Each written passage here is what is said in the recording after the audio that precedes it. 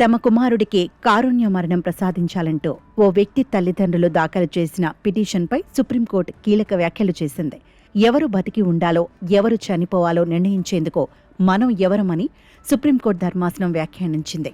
ఈ క్రమంలోనే దాదాపు 13 ఏళ్లుగా కోమాలో ఉండి జీవోత్సవంలా మారిన 32 ఏళ్ల హరీష్ రాణా కారుణ్య మరణం అంశంపై సుప్రీంకోర్టు తీర్పు రిజర్వ్ చేసింది. అయితే ఢిల్లీకి చెందిన 32 ఏళ్ల హరీష్ రాణా 2013 ఆగస్టు 20న చండీగఢ్ యూనివర్సిటీలో ఇంజనీరింగ్ చదువుతున్న సమయంలో ప్రమాదానికి గురయ్యాడు. 4వ అంతస్తు బాల్కనీ నుంచి కింద పడిపోవడంతో అతడి తలకు తీవ్ర గాయమైంది. శరీరం చలనం లేని స్థితికి చేరుకుంది. ప్రముఖ ఆసుపత్రుల్లో చికిత్స అందించిన ఆరోగ్య పరిస్థితిలో ఎలాంటి పురోగతి కనిపించలేదు. అప్పట్నుంచి అతడు కోమాలోనే ఉండిపోయాడు.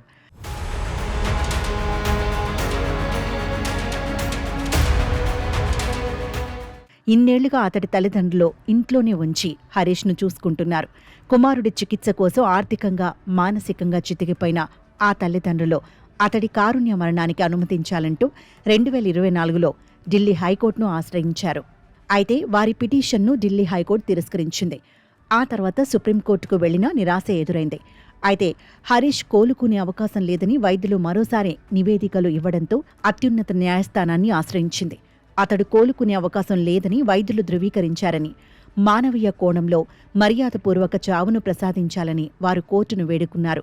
దీనిపై విచారణ జరిపిన న్యాయస్థానం తీర్పును రిజర్వ్ చేస్తున్నట్టు ప్రకటించింది.